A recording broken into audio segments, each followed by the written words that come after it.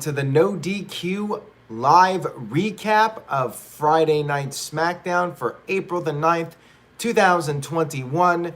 We are just one night away from WrestleMania 37, the two-night extravaganza. The set is looking awesome. The video, you have well, I'm not going to spoil it. For those of you that have not seen it, although most of you probably have by now, if you haven't seen it, check out nodq.com. You can see the video of the set.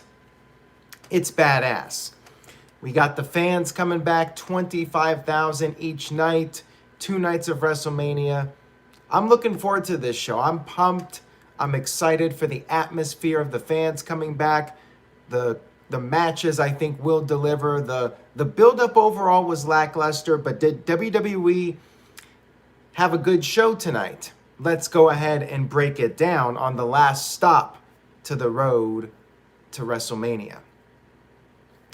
Jeff Meacham Network, by the way, sent in a $5 super chat to start us off here. Thank you, Jeff. Jeff says, decent last stop on the road to WrestleMania. Looking forward to Aaron's recap. Miss my No DQ family. We miss you too, Jeff. And make sure you guys check out jeffmeachamnetwork.com.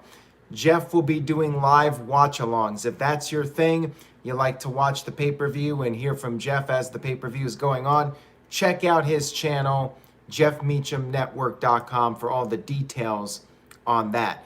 This is night 10 of 17 straight nights of live streaming. It is nuts. We still have several more to go, including the 2 big nights of WrestleMania. Let's go ahead and get started. We had Daniel Bryan come to the ring for a promo.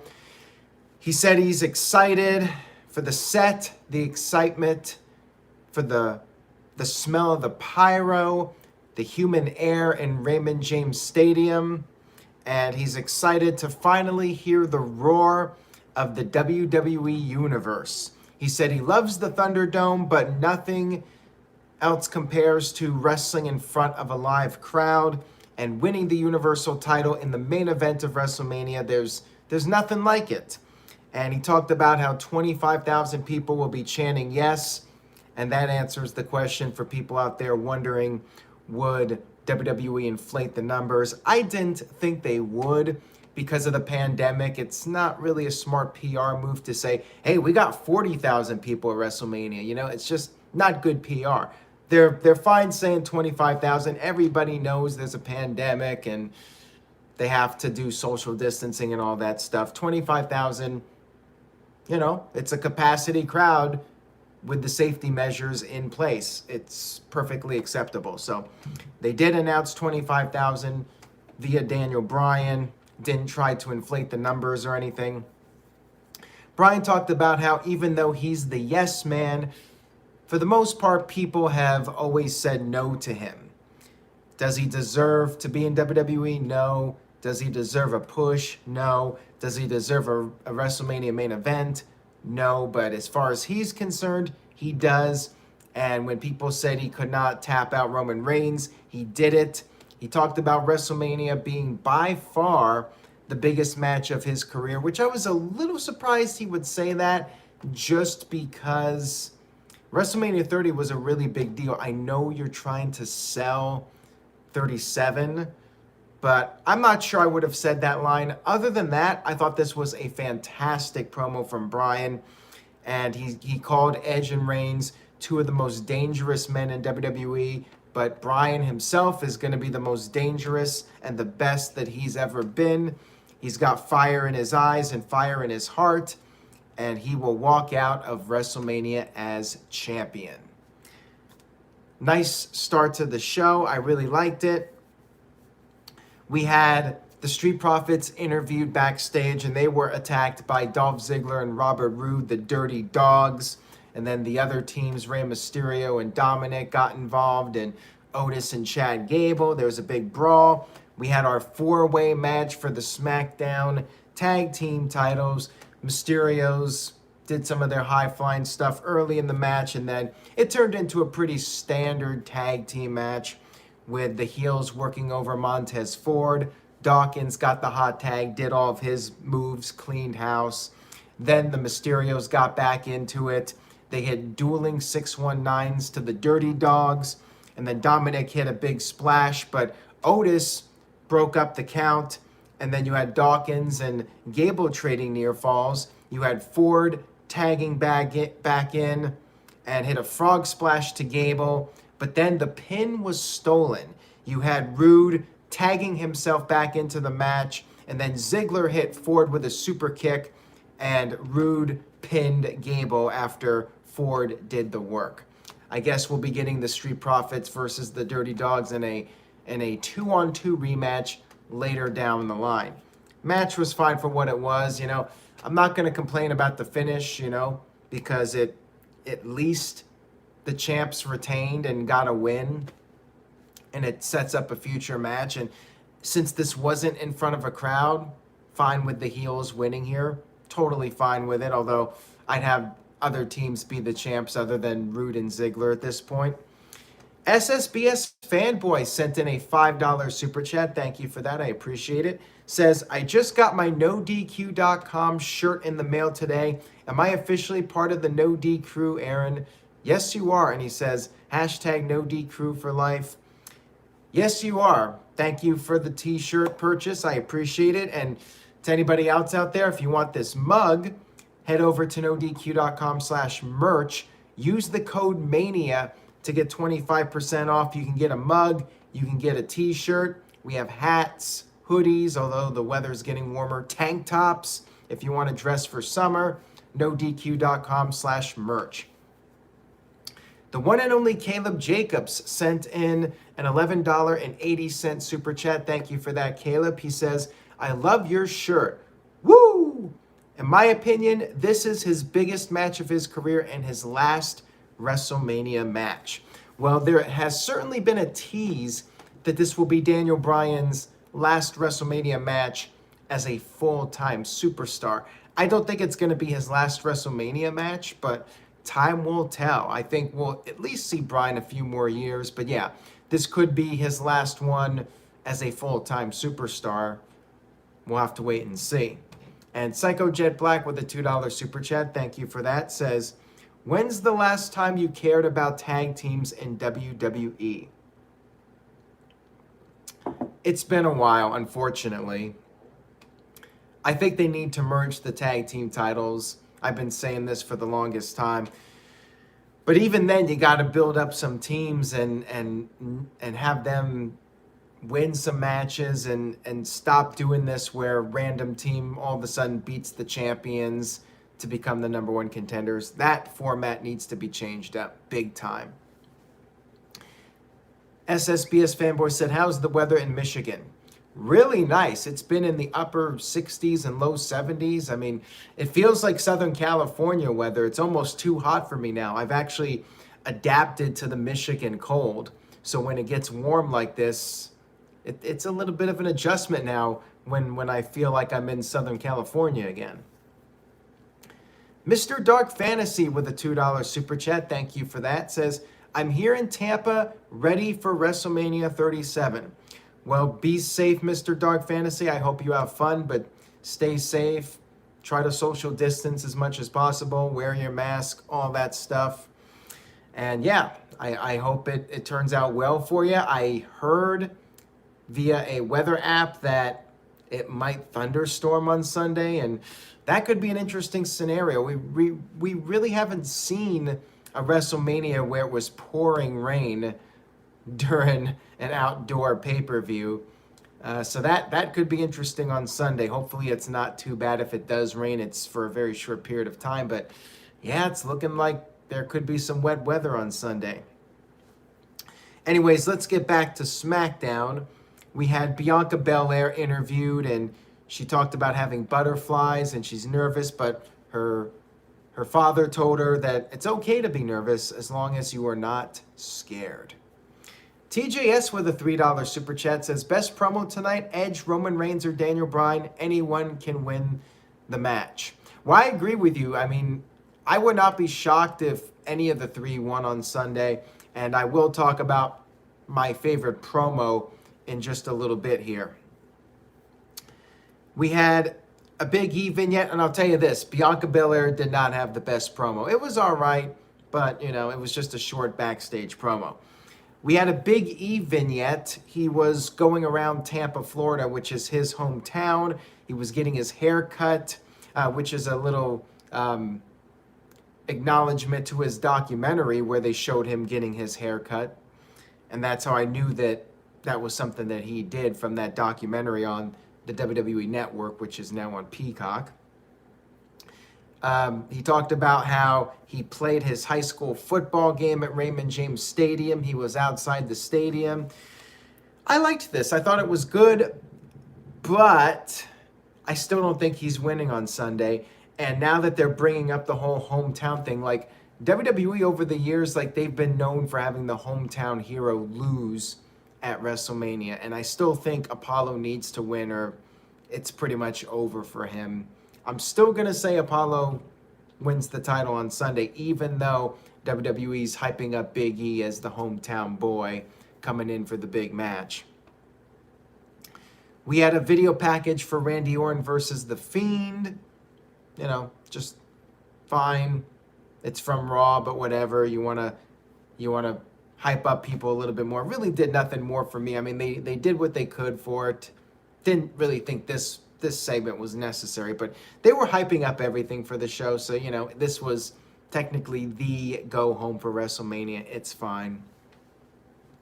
We had Nia Jax versus Tamina, and Tamina was taking it to Nia Jax, not afraid of her. I like Tamina's new gear. Definitely an improvement over the bodysuit. She's got some tattoos she's rocking, you know. I think that this was a positive for her, although they've done so many start and stop pushes with her. I'm not sure if she's going to be able to really build momentum out of this, but we'll see. Reginald got on the apron, the usual interference. There was a tug of war. Shayna was trying to drag Reginald back to the outside, and Tamina was trying to drag him into the ring. And Nia got the advantage for a while. Tamina made a comeback, and then Shayna Baszler got on the apron. Natalya tried to stop her, but she got thrown into the steps. Tamina hit a Samoan drop to Nia Jax and was struggling to make the pin, and right as she did, Shayna Baszler ran in for the DQ. Natalya got involved again, and the heels fled the scene. And then backstage, we had the Riot Squad interrupted. They had a promo. Carmella and Billie Kay came in, and they're officially part of the match, so it's now a 5-way match on Sunday. I'm still going with Lana and Naomi to win this. I think a babyface team will win to go against Nia Jax and Shayna Baszler, but it is WWE, so would not shock me if one of the heel teams won. And then all the other women showed up. There was a big brawl, and then Natalya and Tamina took out everybody, and they looked really strong, so I definitely don't think they're winning now. Although back in the day, that's how it usually went. The team or the person that looked strong on the go-home show lost. So maybe Natalya and Tamina will win on Sunday. They got pushed the strongest going in. Maybe they will win. Who knows? We had a Seth Rollins political ad, which was basically a parody of political ads, talking about how Cesaro has never been in a singles match at WrestleMania, while Rollins has done all these great WrestleMania moments. So this was pretty funny. Last little setup for their match at WrestleMania. This was good. We had Edge come to the ring for his promo, and he had the spotlight. This kind of reminded me of Batista with the spotlight. Give me my spotlight. That Batista was awesome, by the way. One of the best things he ever did was that heel run in early 2010. So Edge talked about WrestleMania 6. He was in the crowd for Hulk Hogan versus Ultimate Warrior. He knew at that point that was what he wanted to do with the rest of his life. He talked about his injury and how he ripped his career back out of fate's hands. He came back to steal the show. And meanwhile, Daniel Bryan, weaseled his way into the match at WrestleMania, this indie bookstore troll. sticking his nose in Edge and Roman Reigns' business. I loved that line. That was great. And then Edge turned his attention to Reigns, said that Reigns started as part of a 3-person group. So did Edge with the Brood. Reigns then used the spear as his finisher. Edge also has the spear as his finisher. And Edge said basically Reigns stole his template. And he might as well be called the Samoan Edge. And then Edge brought up how this match on Sunday will be 10 years to the day that he was forced to retire. But nobody pays attention to it. Nobody mentions it. WWE did not even do a video package, nothing, no sad piano music. He just got ignored that it's the 10-year anniversary. And Edge said that he's not receiving the respect he deserves. He talked about his work ethic and how he will take and demand the respect that he deserves. He is the rated R superstar and the next Universal Champion. He dreamt it, and at WrestleMania, he will manifest it. Excellent promo. I think even better than Bryan's. Awesome stuff here. Edge just knocked it out of the park. Total professional. We have a few super chats in here. Let me get to those real quick. The game is on 100 with a $5 super chat. Says, from my point of view, the promo Edge delivered tonight made me realize he has to win the Universal title. Edge to get back after 10 years to the day. And that's how you know that was a great promo. When you heard that and you're like, this guy has to win now. Like, I'm behind the idea of him winning.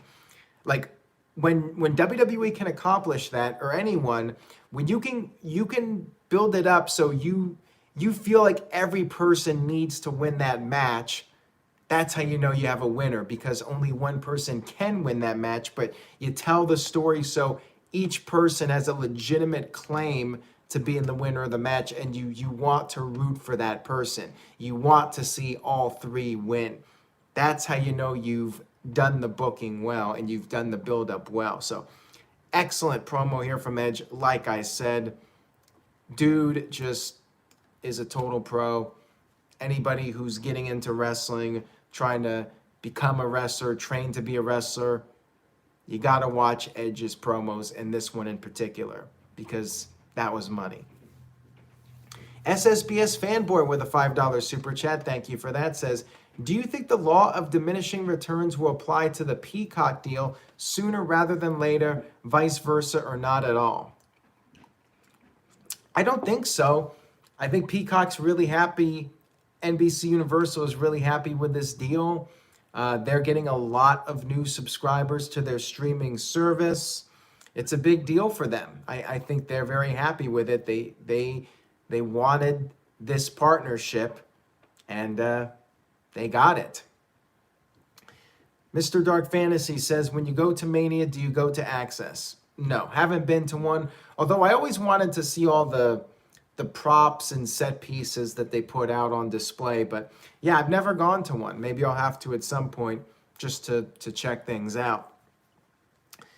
Maybe next year.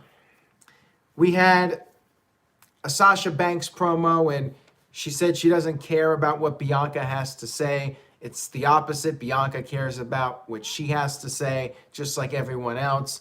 Sasha basically said she's the best, and she always will be, and Bianca Belair will realize her place, and that's beneath Sasha Banks.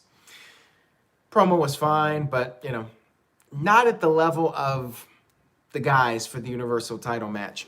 So it was announced tonight, not on SmackDown, which makes me think this was a last-minute decision. It was announced that Sasha Banks and Bianca Belair will headline, they will close night one of WrestleMania, which I think is the right move. I just wish the buildup was better for it. I like the idea of Lashley and McIntyre opening the show, as it will. WWE did confirm that as well. Drew McIntyre, first person out there with fans back. I'm all for it. And I'm sure Sasha and Bianca will deliver. I think they're going to have a great match. I just didn't like their build-up so much. All the Reginald stuff and this last show, like they could have done something to really rebound and get people hyped up for it, but they just cut 2 backstage promos. Nothing was said about closing the show. Again, I think WWE probably decided at the very last minute to go with it. And on Raw, the announcers kept referring to McIntyre and Lashley as the main event for WrestleMania. So yeah, I think they changed plans at the last minute here. Dwayne Atkinson with a $5 super chat. Thank you for that, Dwayne. I appreciate it. Says, do you think they will bring back the big gold belt if Edge wins the title? I don't think so, but it would be a cool idea. I would hope that somebody at least pitched the idea. I don't know if Vince would go for it. Why would he want the big gold belt? Like, I think it would be cool because Edge is associated with that title, but yeah, I think that they would probably just keep the Universal title. I am hoping that we do get Tony Chimmel doing the announcement for Edge at WrestleMania. I mean, that's classic. You got to have Tony Chimmel there for Edge's big WrestleMania main event. Just my opinion, though. We had Sonya Deville backstage with Adam Pearce, and Sonya was feeling that Edge versus Reigns should have been the WrestleMania match. Daniel Bryan should not have been added to the match. Wonder if this is going to be some kind of foreshadowing for the future. Makes me think all the more that Bryan might win this, and then Sonya Deville is going to turn heel, and she's going to be on Roman's side, and Adam Pearce will be the babyface. I feel like at some point we're going to get Sonya and Adam Pearce on opposite sides, and this might have planted the seeds for it. I thought this was a really interesting segment. Makes me think they're setting something up for WrestleMania and post-WrestleMania. Father Adrian with a €5 super chat. Thank you for that, Father Adrian. Says, this triple threat match on Sunday could be better than Cena, Lesnar, and Seth Rollins at the Royal Rumble. What was the best triple threat match you saw? Number one match, triple threat match of all time, in my opinion, WrestleMania 20. But unfortunately, it's forgotten about in history. You know what? The Bryan match, that one was really good too, but I think I'd go with 20 as my overall favorite. Chris Benoit versus Triple H versus Shawn Michaels. But the WrestleMania 31 would be up there. And as Jose Garza points out in the chat room, AJ Styles, Christopher Daniels, and Samoa Joe from Unbreakable, we still talk about that. Like, that was so long ago, before TNA even had Spike TV. That was an awesome match, though. That was one of the best triple threat matches I've ever seen. Dwayne Atkinson with a $3 super chat says, 2 GMs post-WrestleMania? I like it. They could have a falling out, and then maybe that could lead to one of them becoming the Raw GM and then the other being the SmackDown GM. That's a way you could do it, perhaps. And Tic Tat Tat also points out Kurt Angle versus The Rock versus The Undertaker. I agree. That was another really solid triple threat match. All right, now we'll move on here. We had Sami Zayn showing up at this gym where Logan Paul was training, doing his boxing training with his brother Jake. And apparently Jake is in a lot of trouble. I really don't follow either of these guys, so the only thing I knew, see, somebody's going to have to help me here. One of these guys, I remember there was a thing where he was doing a video in Japan with dead bodies. Somebody enlighten me and clarify this for me, because that's all I know about either Logan or Jake Paul. One of those guys was in Japan, something that was offensive. It was Logan. According to Michael Wayne, it was Logan. Okay. Jake Paul I know nothing about other than he is in a lot of trouble and he's done some questionable things allegedly. Anthony Matsell with a $5 super chat says, can you see WWE doing something surprising this weekend? Card seems to be lacking in a WrestleMania moment side. Maybe a Lesnar return? Not Lesnar, but somebody else. And I'm not going to flat out say it because it could be a spoiler, although I'm thinking most of you know already. If you want to know any of the possible spoilers, head over to NoDQ.com, of course. And by the way, while I'm plugging NoDQ, I have a brand new Q&A up on NoDQ.com. Head over there and check it out. It's in the opinions section. And send me questions. NoDQMISC@gmail.com. Yeah, so Logan Paul went to Japan, was filming, and found a body hung. He decided to keep filming and uploaded the controversial video to YouTube. That's from Jose Garza. And one of the brothers apparently had their house raided because they had illegal firearms. Yeah, these two guys, the Pauls, they've had a controversial career, both of them. Careers, I guess you could say, although I'm guessing they've done stuff together too. So I don't know. Don't really care. So we had Sami Zayn in their gym, and he wanted to do some training with them. So he went outside to get his stuff, but then he went back to the door, which had shut, and he tried to get back in, and one of the security guards opened it and basically told Zayn to piss off, said that, they're closed. I'm thinking we're getting a swerve on Sunday. I'm thinking Logan Paul is going to go heel. With all of his controversy anyways, you might as well have Logan Paul go heel and cost Kevin Owens the match. Sami Zayn really needs a win too. Like, he's been losing so much. Everybody thinks Owens is going to win. Best way to have Zayn win, Logan Paul heel turn. Bam, you're good. Maybe Owens could lose the match and then take Logan Paul by the stage, take him out, and jump off the stage onto Logan Paul for the big pop at the end to get his heat back. But yeah, I'd like to see that. I'd like to see the heel turn so Zayn can actually pick up the win. Greg says, why can't we just have a clean match? I know, but since they're doing it, I think that would be the best way to go so Zayn can get a win. Logan Paul gets the big elbow drop from Owens off the top of the pirate ship.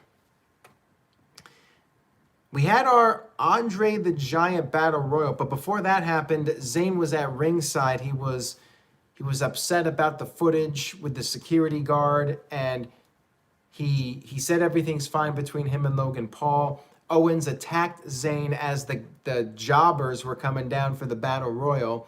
Owens attempted a stunner, but Zayn was able to escape into the crowd. And we had our Battle Royal, the Andre the Giant Memorial Battle Royal, the Dre, as I like to refer to it as. The only three people that got entrances for this match: Shinsuke Nakamura, King Corbin, and Jey Uso.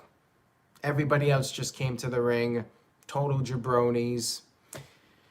Cedric Alexander and Shelton Benjamin were working together early on. They eliminated Tozawa. And then at this point, everybody decided to go after Cedric and Shelton. And those two were quickly eliminated.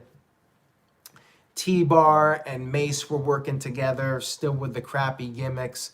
They eliminated Elias and Jackson Riker. And then Ali eliminated both Mace and T-Bar. Sucks to be them.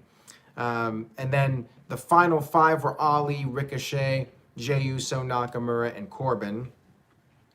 Ricochet eliminated Ali, and then a super kick took out Ricochet, and that left us with the three guys that got the entrances: Nakamura, Corbin, and Jey Uso. What a shocker. The three guys with entrances were the final three. You might as well have just done a triple threat match for that Andre the Giant trophy. I mean, seriously. We had the final three. Corbin was eliminated, so it was down to Nakamura and Jey. Nakamura hit the Kinshasa, but then as he went to throw Jey out of the ring, Jey reversed the momentum, and Nakamura went out, giving Jey the Andre Battle Royal victory, which I'm fine with that. I think he was clearly the one to win this. I even said last week that Jey's the one that is the only guy that really has momentum right now, and it's actually cooled off a bit because he's been losing a series of matches. So I think he needed this win to kind of rebound as the guy next to Roman Reigns. He's gotta come off strong and come out with a strong win. We had Roman Reigns come down to the ring for the final promo. He gave Jay a hug, and Jay stayed in the ring for the final segment. Reigns was wearing an Acknowledge Me t-shirt. He's got a brand new one, which I'm sure will sell a lot at WrestleMania. Anthony Matsell with a $5 super chat. Thank you very much for that. Says, is Retribution the biggest disappointment of the year? Weeks of build-up, and then they completely flopped. Also, can you see Y2J returning in 2022? Yeah, I think it was the worst storyline of the year for sure. And as far as Y2J returning in 2022, Jericho will be back. I don't know when, but one day we will see Chris Jericho in a WWE ring again. I'm pretty confident in that. He'll go into the Hall of Fame for sure. He's going to have another match. He will retire in WWE. I am very confident in making that prediction. And Inzumasu We Trust saying Jay winning was a no-brainer. I agree. Jose Garza says Jay had the best transformation the last months. He needed that since he couldn't win the tag team titles with Jimmy, since Jimmy is still out with an injury. And who knows, we may see Jimmy on Sunday. Marshall says, why don't they do an Andre Battle Royal for a future world title match? Don't know. Your guess is as good as mine, because it's not really meant to be anything significant. It's just a way to get a bunch of people on the card at WrestleMania and pay tribute to one of the legends of the game. Psycho Jet Black with a $2 super chat. Thank you for that. Says, Ali and Ricochet should form the Job Squad 2.0. Well, they might actually get over if they do that, because they could sell some t-shirts and, it might work out, although there really was already a Job Squad 2.0. That was Curtis Axel and Bo Dallas doing their whole goofy tag team. What was it called? I've legitimately forgotten the name of their tag team. I know somebody in the chat room will remind me, but I forgot. And Inzumasu We Trust says 5 months of Aaron predicting Jimmy's return. He's not coming back at WrestleMania. There, reverse psychology. B-Team. Ugh, what an awful tag team that was. That was so bad. And then that scripted promo they had, and the promo actually leaked on the internet. Oh, that was the worst. Walter Cruz with a $5 super chat. Thank you for that. Says, the winner of the Dre should get to main event SummerSlam.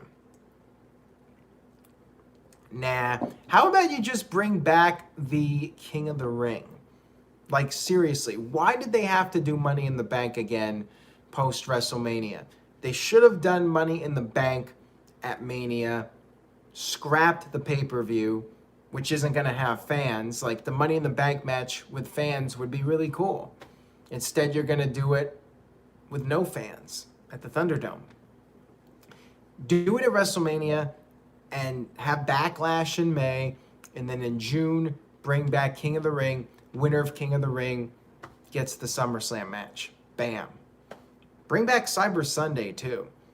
Like, now that people are paying so little, people are paying as little as $5 a month for pay-per-views now, you might as well bring back Cyber Sunday. It's not like the old days where you had to sell a pay-per-view, and it was difficult selling a pay-per-view when people did not know what the matches were.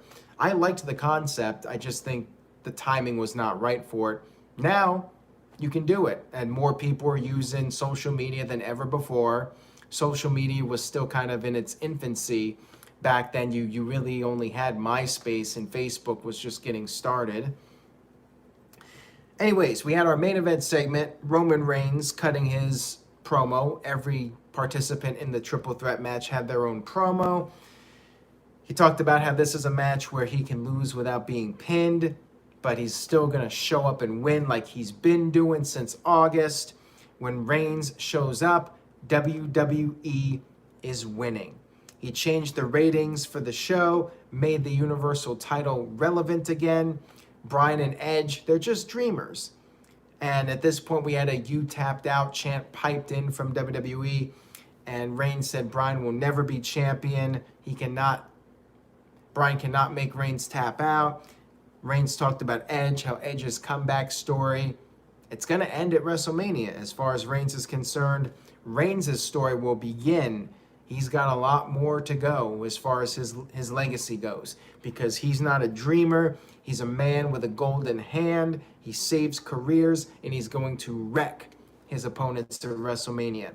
And at the end of WrestleMania, people will hear the sound of millions of dollars of pyro going off, and the whole world will be acknowledging Roman Reigns. Third great promo, although I still say Edge had the promo of the night. Best one in my opinion, but all three were great. Got me more hyped up for this match than I was going in. Overall, I think the final SmackDown before WrestleMania was a solid success. I am giving the show a B+. Only reason it's not in the A range is because I think WWE could have done more with Sasha and Bianca. That match needed a home run segment for the go home show, and they didn't have it. So, falls a little bit short of an A grade, but a B+, really good go home show. Michael Wayne, MVP Kev, Matt Helms, Israel, well, not Israel, but the first three I mentioned, B+, and then Israel gave it a B. CC Drink, Jose, Game is on 100, Luis Ortiz all gave it a B+ as well, as did Tic Tat Tat, and Calvin Bowman also with a B+. CL Spencer was not as impressed, gave it a C. And Jose Garza says, Sasha and Bianca were done a disservice thanks to creative. I agree on that. Like, WWE should have made the decision sooner that they were going to close the show, and then on that last SmackDown, give them a really strong final segment to let everybody know this is going to be a potential show stealer. This is going to be a game-changing match. They didn't do it. It was just like Bianca's like, I'm nervous, but I'm going to pull through. I'm going to win, blah, blah, blah.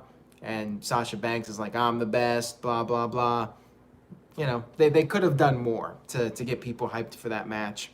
Just the whole way through. Like, it was a real letdown, that storyline buildup. Like I said, I think they're going to pull it off. I think they're going to have a fantastic match at Mania. I'm confident that they will deliver, but the buildup sucked. Anyways, that's all I got for tonight.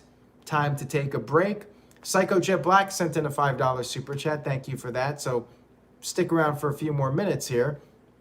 He said, your thoughts on WWE executive Nick Khan claiming that Becky Lynch and Ronda Rousey will be coming back soon. Yeah, I think it's inevitable that they both will be back. Becky sooner than Ronda. I'm not expecting to see Ronda back for maybe another 6 months. Probably when fans return, I could see Ronda returning for good, not just WrestleMania. Becky, anytime now. Will we see her at WrestleMania? We'll have to see. And Mike D with a $2 super chat says, Becky return tomorrow? Bayley? Where was Bayley, by the way? I guess if there's any plan for Bayley, that's probably last minute too. Bayley should come out with an impromptu ding dong hello talk segment and say, I have a blockbuster guest, and that blockbuster guest is me, Bayley. And then she starts talking about herself, how she got screwed out of a WrestleMania spot, and then Becky Lynch's music hits. Massive pop, she returns, beats up Bayley. Big fun moment for the live crowd and everyone watching at home. Bayley's back, or not Sasha. Becky is back. Got it right on the third try. Inzamasu We Trust says 8 months of Aaron predicting returns when fans come back. Pretty much that's how it goes. And I'm gonna go on a limb and say the fans will be back full time for SummerSlam. Just a hunch, but I think we'll start to see some normalcy coming up in August. I know AEW's got some shows scheduled for August. They rescheduled shows like from June and July into August. And WWE's Thunderdome residency expires in early August. So yeah, I'm thinking August. The cases should be low enough and enough people will be vaccinated by then. I'm hoping. Maybe I'm being too optimistic, but today I'm feeling good. I'm feeling like, symbolically at least, we're getting close to the end of this. As you guys can see, I did get my shot this morning, the Johnson & Johnson for the vaccine. Feeling good, no side effects, at least up to this point. Hopefully tomorrow I'm not sick as a dog, but we'll see what happens. I will be here unless I'm dead. I will be here to recap WrestleMania. So make sure you guys tune in. It's probably going to be late, like midnight, but I will be here Saturday night, and then Sunday night, we got night 2. Hopefully I survive it, but if I don't, it might make for some entertaining viewing on YouTube. Stung a little bit, but not bad. I mean, same thing as a flu shot. I've gotten numerous flu shots, and little bit of a soreness, but I'd say it's like at a 1 or a 2 on a scale of 10. Not bad at all, at least for me. So anyways, guys, thank you all again for tuning in. NoDQ.com, full coverage of WrestleMania this weekend. Lots of news up on the site. My Q&A is up. Check that out. It's been busy. It's been a busy several weeks, and it's just getting busier. Tomorrow and Sunday are going to be very hectic. Psycho Jet Black with the $2 super chat says, only thing that's dead is Ali's career. Oh, burn. That was brutal. So on that note, we're going to wrap this up with the Psycho Jet Black, the mandatory knock on, well, actually it was Ali this time and not Ricochet. So maybe Ricochet's getting a break and Ali is going to be the new punching bag. Yeah, Jose Garza says, wow, and not a shot at Ricochet to end it. Yeah, on that note, we're going to wrap it up. Ali gets the last diss. Take care, everybody. I'll see ya for the WrestleMania recap. Good night, and stay positive, but not COVID positive.